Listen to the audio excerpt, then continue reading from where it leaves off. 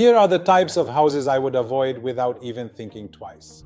House hunting is time-consuming, exhausting, and honestly, it's easy to get carried away. I see it all the time. Houses that look perfect but are hiding huge problems. And I'm not saying this randomly because I've seen what it can cost you financially, but also, and most importantly, mentally.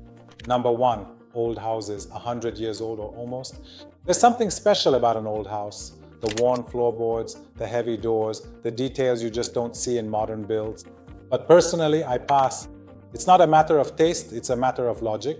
When a house has stood for a century, it's also accumulated 100 years of DIY fixes, patchy repairs, and outdated systems.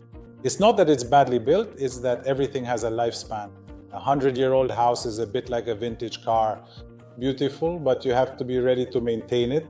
Otherwise, you end up having to redo everything, room by room. Second category, houses with superficial renovations. They look great, modern, everything is new, but when you look closer, the finishing is shoddy, the paint is overflowing, the outlets are misaligned, and you can tell they did it in a rush. These houses were bought for one reason only, to resell them as quickly as possible. And behind the pretty tiles, you often find damp walls, original pipes, or patched up wiring. And that's when the costs start piling up fast. A water heater replacement costs $1,500, a bathroom runs $12,000 to $20,000, and a hidden water leak in the walls can be over $10,000 in some cases. If the visible details are sloppy, just imagine what you can't see. I have nothing against flips, but I'm cautious. The third category of houses to avoid are those with location problems. I'm not talking here about the distance to the school or the metro. I'm talking about houses right next to a busy road, for example, or next to train tracks, or on extremely busy streets. On a daily basis, that's noise, stress, and a lack of privacy. And when it comes time to sell, you'll face exactly the same objections that you had when you visited. Yes, you might get used to the noise, but the next buyer will probably want something different, and that's going to cost you a lot in negotiations. There's a saying in real estate, when you buy, everything seems perfect, but always think about resale. So by choosing a similar house, you're going to reduce the pool of buyers interested in your property, and you might not get the value you expect to gain over the years. And now let's move on to houses located in risk zones. Sometimes the real problem isn't the house itself, it's where it's built. Flood zone, unstable ground, or a neighborhood classified as high risk by insurance companies. It's not always obvious at first glance, but it changes everything.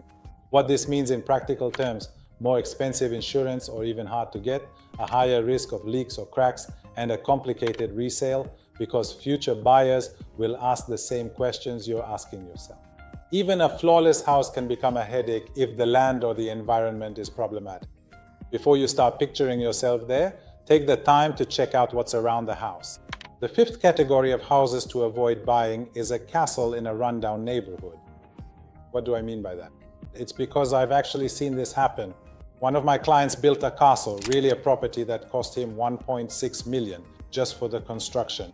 But in the area, all the surrounding houses were houses worth between $350,000 and at most $500,000. The clients love the property, and that's the trap, because we love our home, we love the surroundings, we love our garden, but when the time comes that we need to make a change in our life and sell that property, it's the neighborhood that will determine the value of your house. And who will be willing to buy your house when all the appraisers from all the banks are valuing it at $1.3 million while you're asking for $2 million, for example. That's exactly what happened with my clients. So their house, which cost them $1.6 million to build, they weren't even able to recover that cost, simply because of the neighborhood and the surroundings. A sixth category of properties to avoid buying, this is a bonus, since I said 5 at the beginning, is undivided condos. Undivided condos, that's a personal opinion. Once again, I want to tell you that when it comes to real estate purchases, I always look at resale, because you have to buy with the idea that you'll sell one day. You will sell one day, so the value has to be there. The problem with undivided condos is that every person who wants to buy one has to put down a 20% down payment.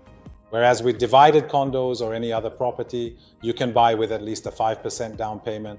And we know that the majority of first-time buyers purchase with less than 20% down. So now you've just reduced your pool of potential buyers. And the second biggest problem is that there are only 2 banks in Quebec that finance this type of property. And there are even more restrictions. If Bank A is responsible for financing a building, Bank B cannot finance it. So if we are talking about, for example, a fourplex, and you want to buy a condo, and that fourplex is entirely with National Bank, you can't go get a loan from Desjardins to finance yourself. But let's say you manage to buy, you have the money, but the problem is, can you imagine the problem your future buyers will face? When you decide to sell, how much are you limiting the number of people who can buy your property? Before moving on to the conclusion, let me remind you that I, Antoine Feghali, and my team specialize in mortgage loans, can finance all these properties. We can even finance renovations.